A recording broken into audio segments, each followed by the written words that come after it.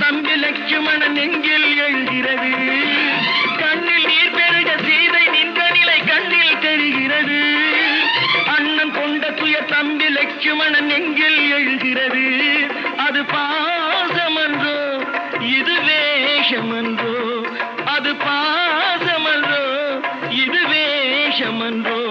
அவன் ராஜாதி ராஜனுக்கு பிள்ளை அல்லவோ, இந்த ராஜ பாட்டு ரங்கத்துறை ஏழை அல்லவா.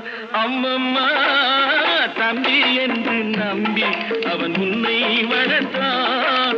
தாய் என்றும் தந்தை என்றும் தன்னை நினைத்தான். அது உனத்தான்